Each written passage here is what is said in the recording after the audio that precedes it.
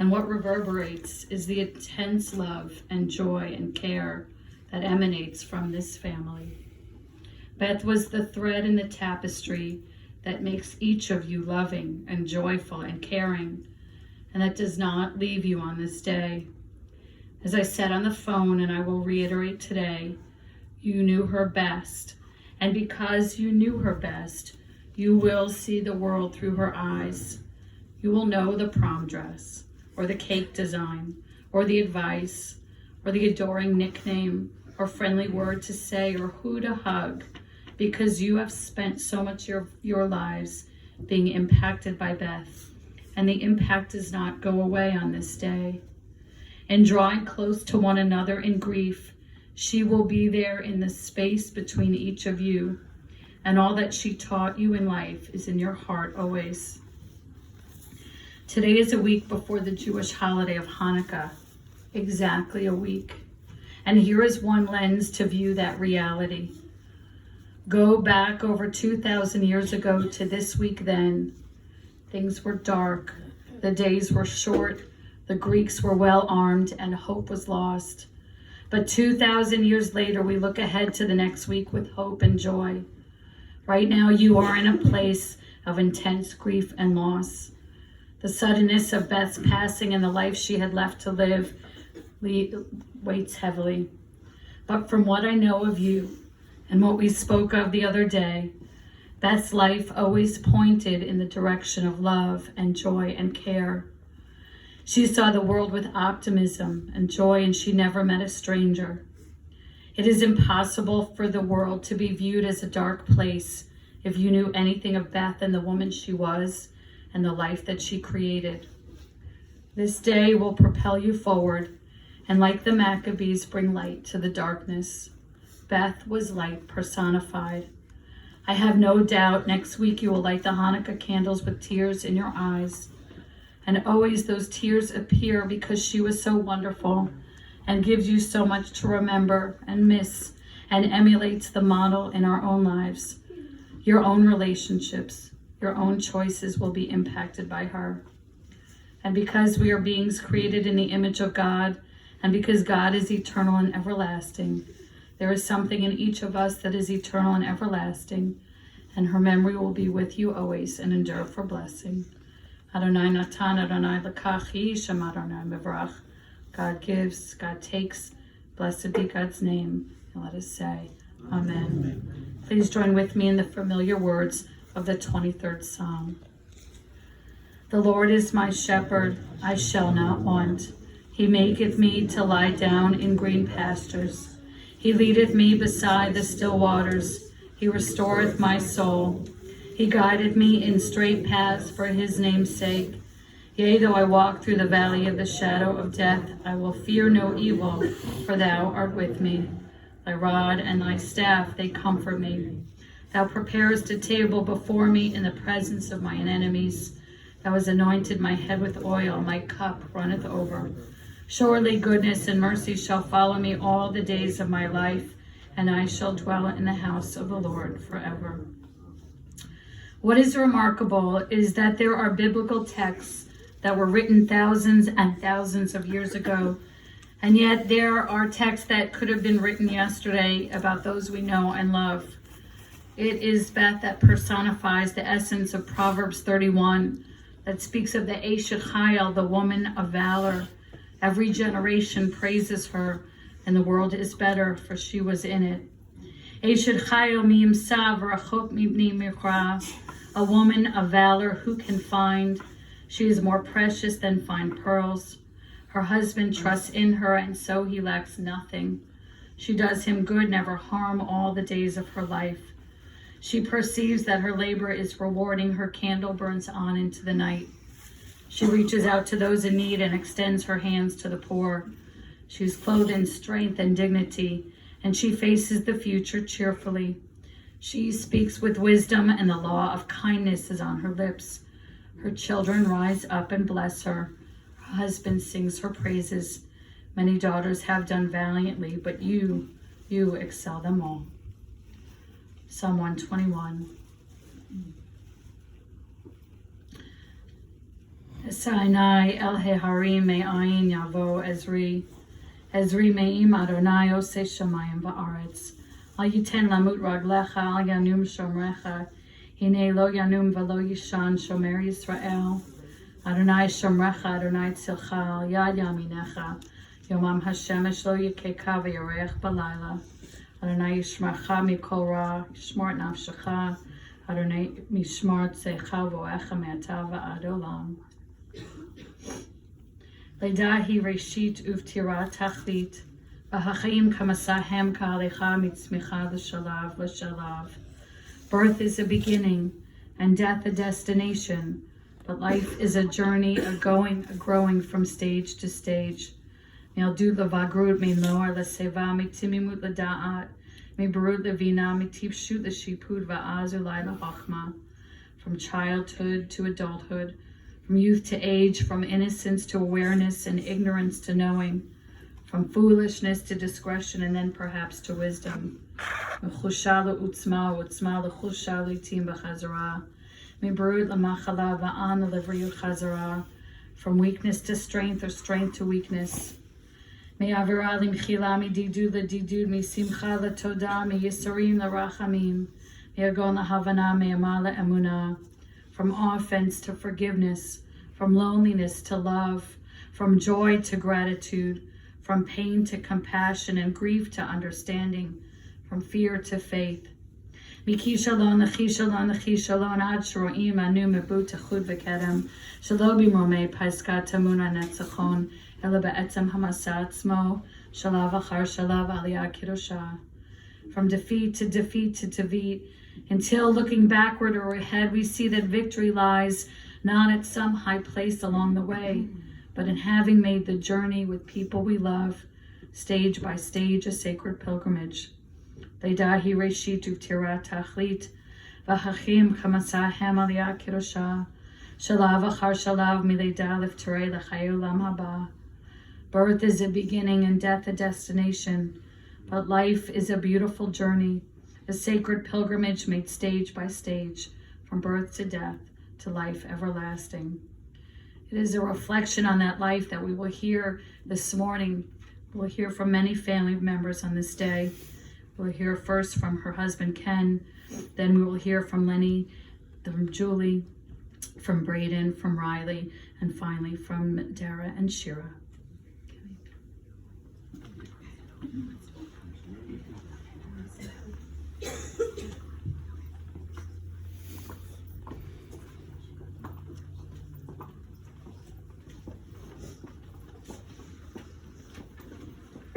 They picked out a picture that shows me with hair.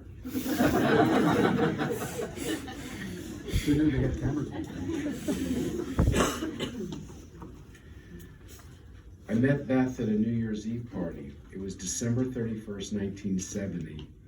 And the first time I kissed her was on January 1st, 1971.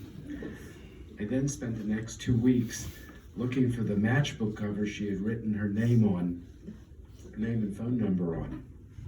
It drove me a little crazy because I couldn't find it, and I was really scared because I really liked this girl. We fell in love and we became inseparable for 48 years. We lived together, we worked together, we raised a family together. Our whole lives was together. We had just moved to Florida to finish out the rest of our lives together. Beth had this way of drawing you into her.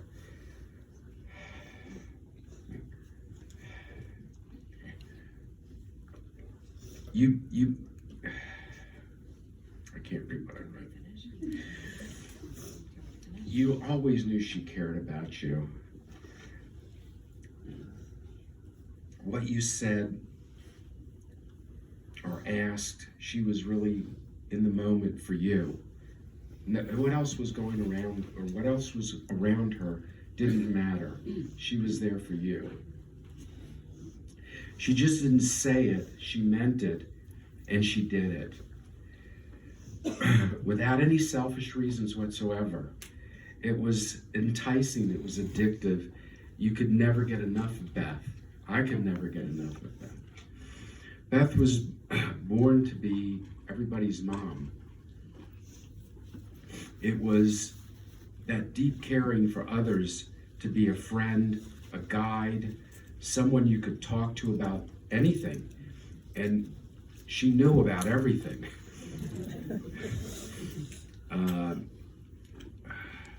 She would just find her way to help you, whatever you needed, whether it was advice. It would always just come from her heart. It was really, truly from her heart. She only wanted you to be happy, and that actually made her happy. She not only was Shira and Dara's mom, she was mom to all their friends and to her family, her nieces, her nephews, her brothers and sisters. She felt like, she had that same heart for them.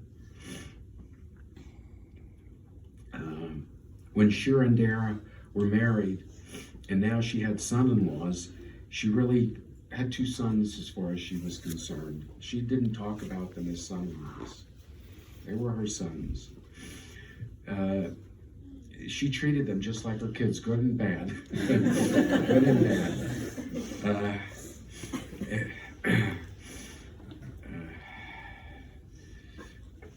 But when it came to her grandchildren, well, they could do no wrong. You guys, you could do no wrong. Beth, Mimi, had a way with each one of them, something special with each one of them.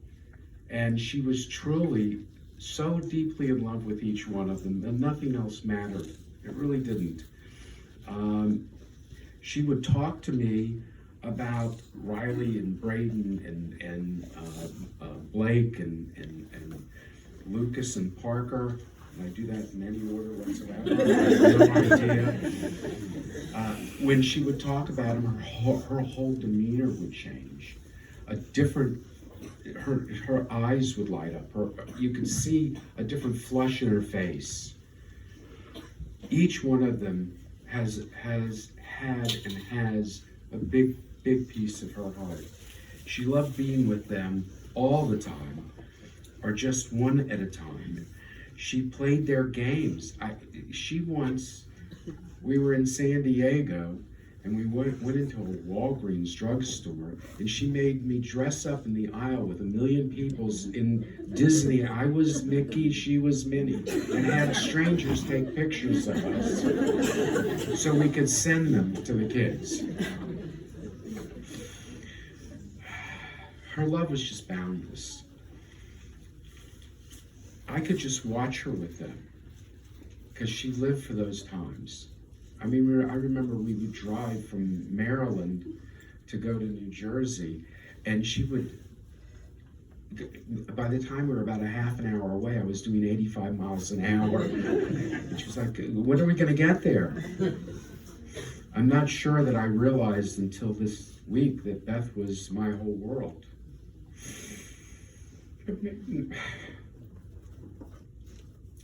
But now that she isn't here, I really became aware that she did everything for me, and I mean everything. I mean, I don't even know how to pack a suitcase for that. She was my best friend, she was my confidant, she was my true partner in life in every sense of the word. My real true love. I was so lucky to have found her. She could look at me and know what I needed. And when I needed a hug, she would just be there hugging me. I don't know how she knew that. She would just be there. I just loved her smile. That smile never changed, and it was always there. As many couples that are married for many years, or even for a short time, we had the full range of a real marriage. We had the wonderful days. We had those days where we couldn't be separated from each other. We had those days where we couldn't stand to be in the same room with each other. And it was usually my fault, even though I would argue with her that it was 50-50. It really was not 50-50. And all of the stuff that we ever argued about was really stupid, silly, absurd stuff. And even on the last day we were together, I started an argument with her because I started an argument with her. So she sent me this. She sent me a text. And it said, "Life is too short to argue and fight. Count your blessings. Value the people who love you and make the most of each day.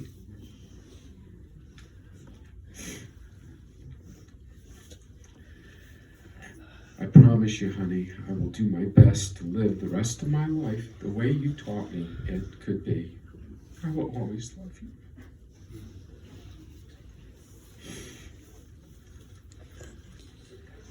Thank you.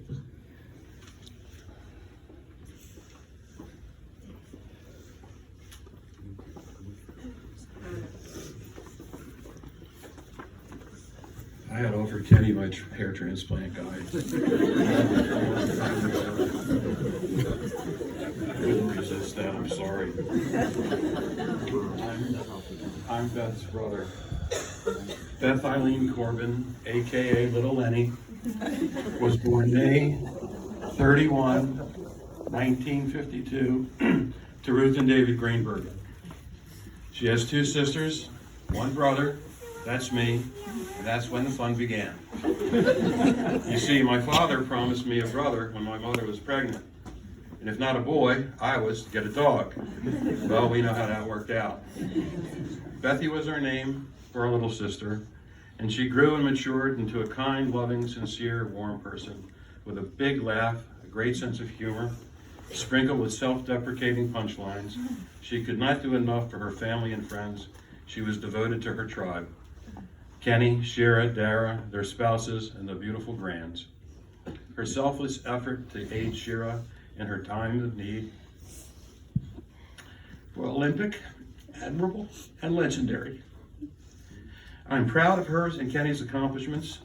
Beth and Kenny's offices were next to mine for years, and I would find Beth in there toiling away, making the most of everything. But let me digress and chat about our early years, home life, teen years, and so forth. I won't cover all of it. Bethy, being the youngest, took the brunt of everything, but with grace and good nature, she took the teasing in stride. To her older sisters, in her prepubescent and pubescent years, she was undershirt girl.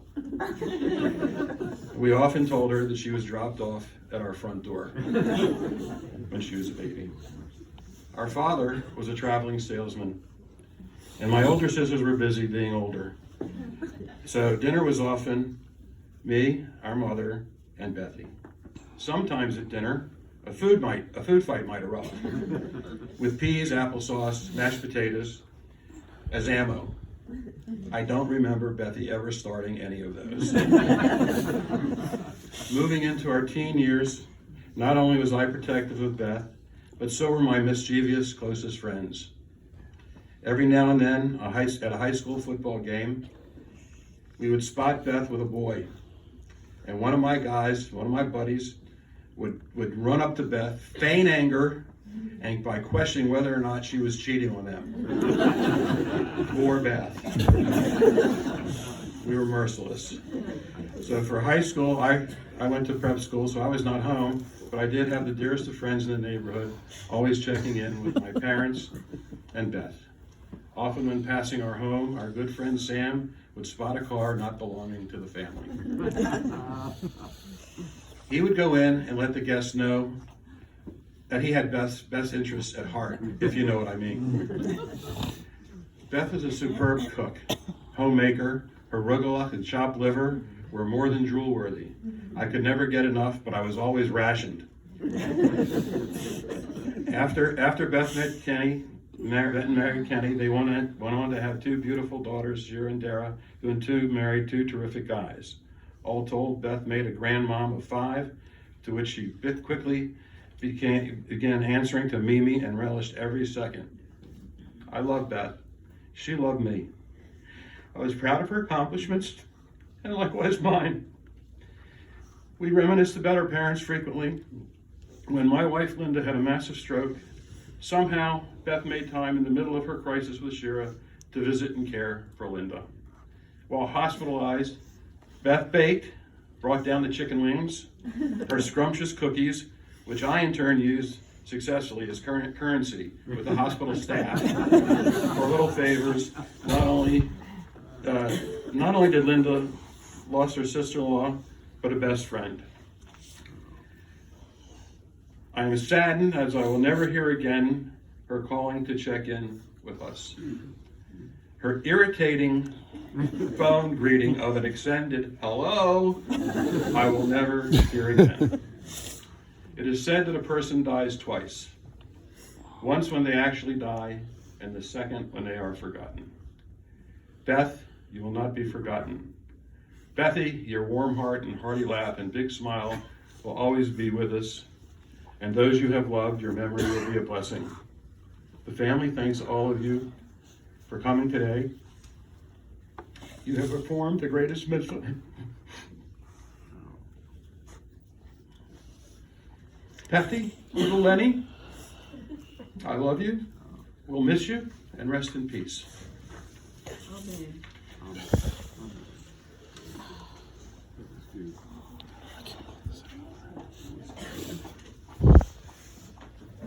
I'm a big crier. I promised my husband I would not cry, but I don't know if I'm going to be able to keep that. I'm reading this for my mom. Unfortunately, my mom couldn't be here today. She broke her hip, so she said what she wanted to say. Some of the stories are the same. She said, I remember the day Beth came into the world, always in a hurry.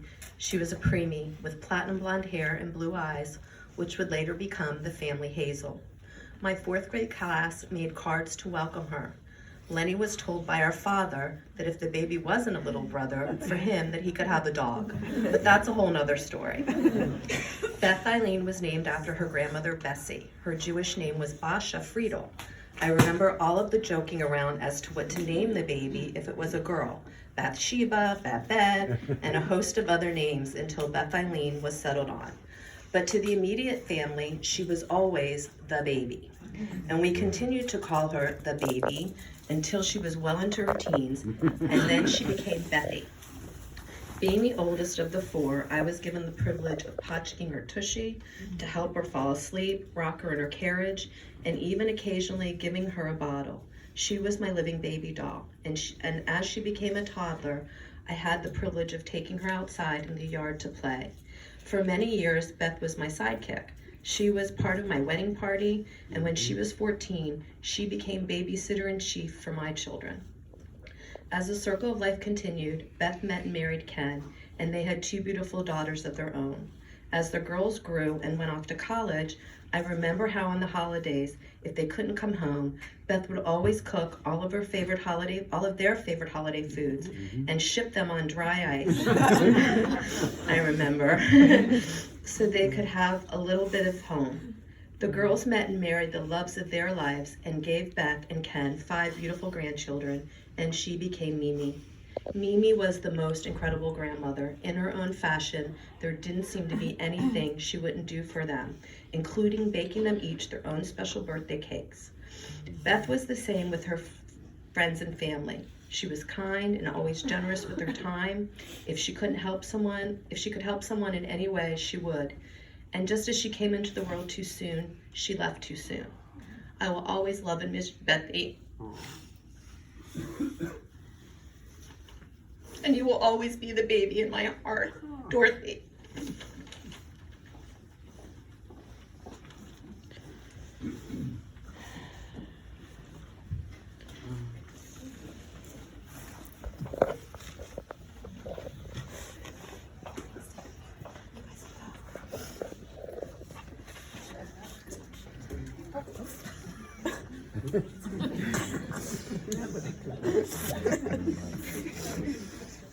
Mimi wasn't just the best grandma in the world. She was way more.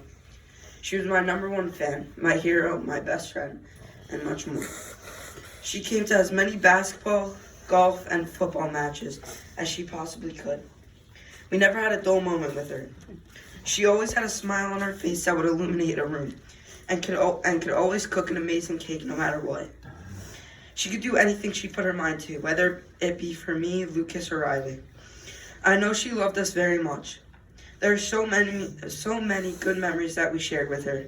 We could always sit for hours and hours playing the Wizard of Oz game at iPlay, and whenever we got low on money, we would ask Papa for $1 extra so we could get that last card to finish the set. I remember one time we all went to iPlay and needed a Toto, which was one of the cards in the set. and somehow the machine Mimi was playing at miraculously broke, and she ended up getting us that Toto. If I had one wish, it would be able to have her back. If I could only have her back for 1 minute, I would thank her for everything she did for me. I would tell her how amazing she was and how she is one of the most special ladies in the world. She told me always to shoot for the stars, and that's what I strive to do. I loved her so much.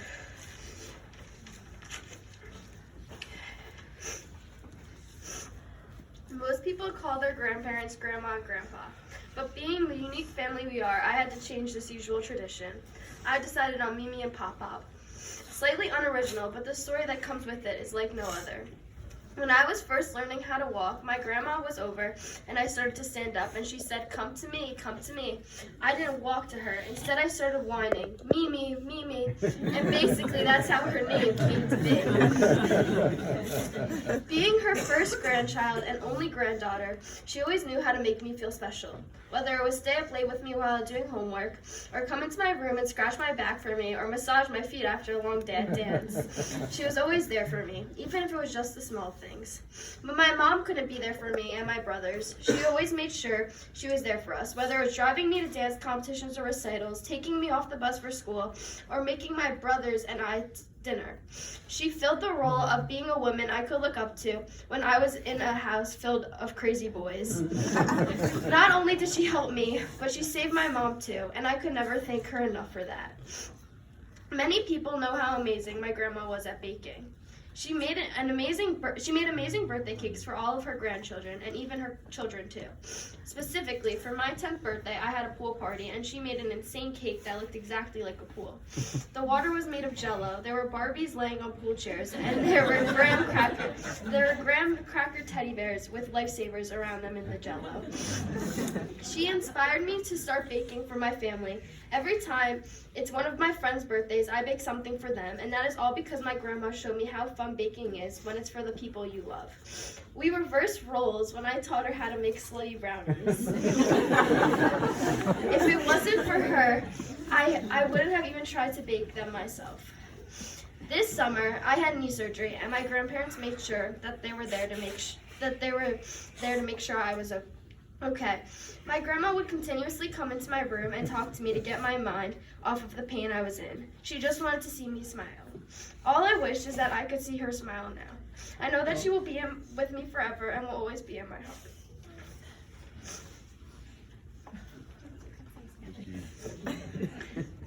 We love Mimi.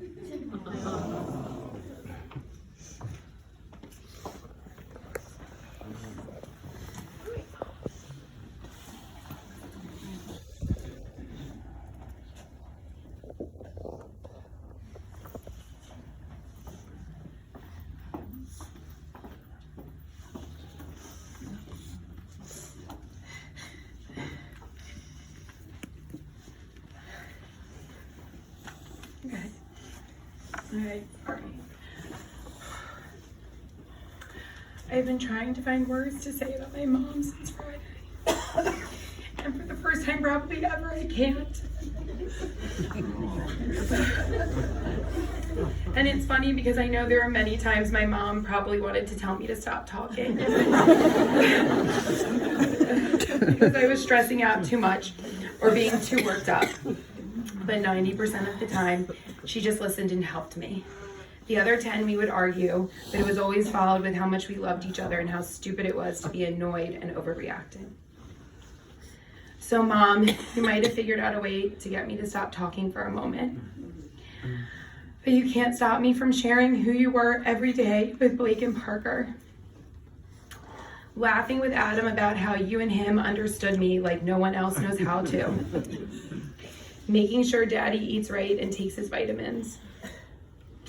Talking to Shira about cooking, baking, our kids, life, and everything in between. You were our rock, the person who took care of everything, but we will make sure to take care of each other and keep each other as close and loved as you always did. I love you so much, and I wish I could find more words to tell everyone all the millions of stories I have about you and the stories that we shared. But for now, I'll keep them in my heart. I hope you don't feel like telling me to be quiet as I continue to talk your ear off. And I'll always remember, you're never fully dressed without having lipstick on.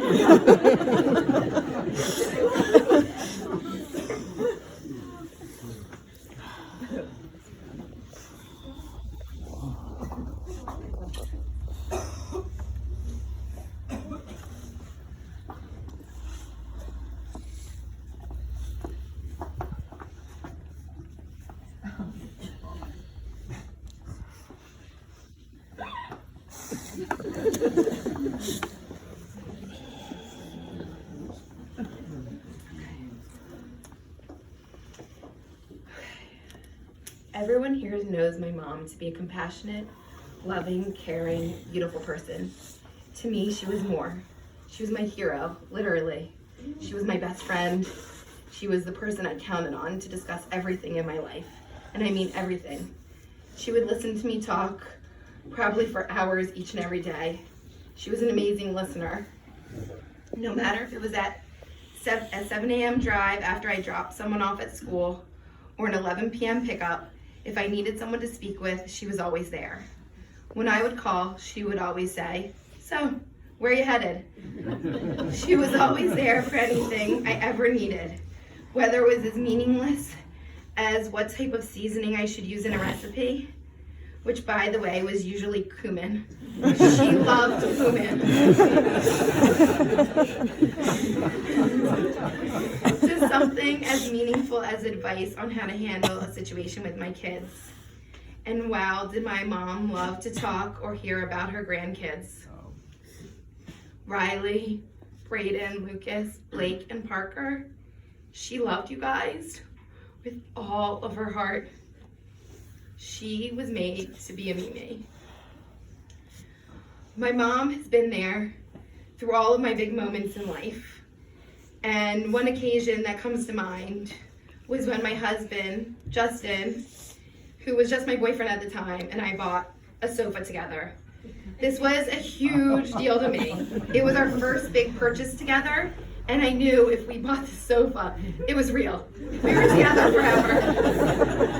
And I remember turning to my mom, who of course was with us, and crying and telling her how happy and scared I was. And she reassured me that I was making the right decision. And I'm pretty sure that she was talking about the sofa because she just told me how comfortable she thought it was.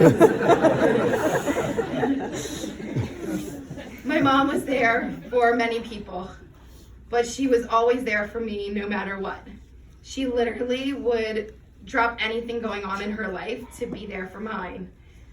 I never had a baby nurse. I didn't need one. It wasn't even a question. My mom would drop everything and be there for me and my family. She stayed with me for several weeks after Riley, Brayden, and Lucas was born. I actually think at some point we had to try to push her out. She was there to help me through it all. She would do everything. She would make delicious dinners, help feed the baby, do the laundry, or just let Justin pick on her. My mom loved my husband, Justin. They had an amazing relationship. They could talk for hours. They loved to cook together, and their favorite time together to be in the kitchen was Thanksgiving. And their biggest moment each year would be their turkey. My mom wasn't the most decisive person, and it used to drive me nuts, but in the best way. If you ever been out to eat at a restaurant with her, you will understand what I'm saying. She would sit down. She would look at the menu. She would ask what you would have had at that particular restaurant. Did you like what you had at that restaurant? Did you like anything else on the menu? Whether you were there, had ever been there or not. Then she would start looking at the menu, try to decide what she would like to eat, and then the questions would start rolling. Is this good? Should I get the chicken? Should I get the fish? Maybe I'll have a salad. Maybe should I get something small? Maybe I'm not that hungry. She'd always ask if someone would want to share. And then finally, she would make her decision. We would all think, okay, she finally decided. She would want to be the last one to order. So she would say, everybody else go. They'll let the waiter get me last. And then she would get to the waiter. And she would pick something totally different than she had decided. And then she would tell the waiter how she wanted it cooked, which was nothing that it said on the menu.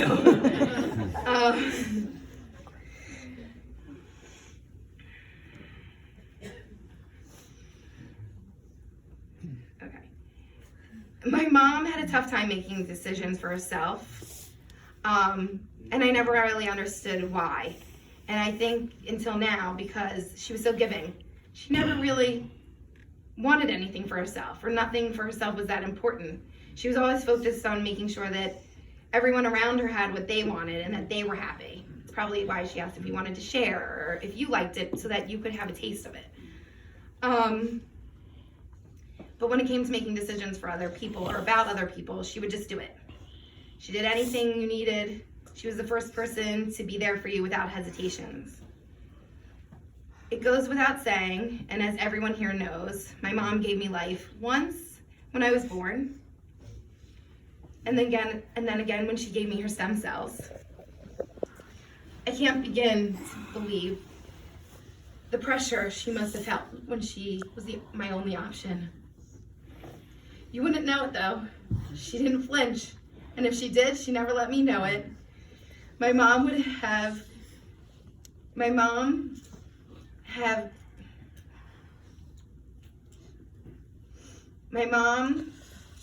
my life. And when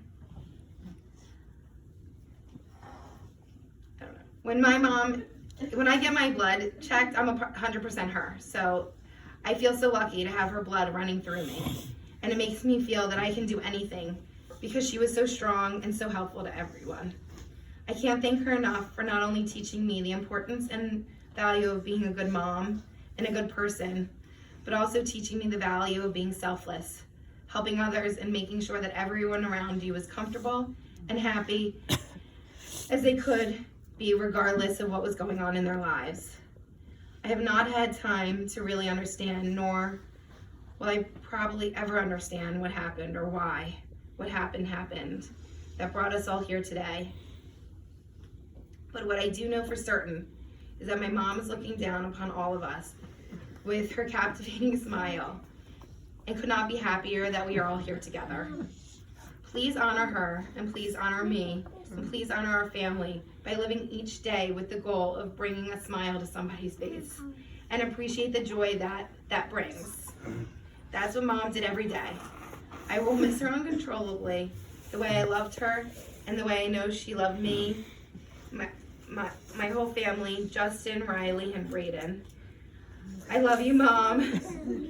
Oh, and Lucas.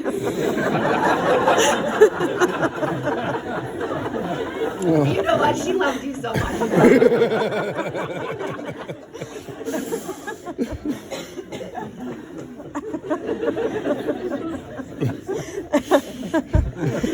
I love you, Mom, and I know your spirit will live in each of our hearts forever.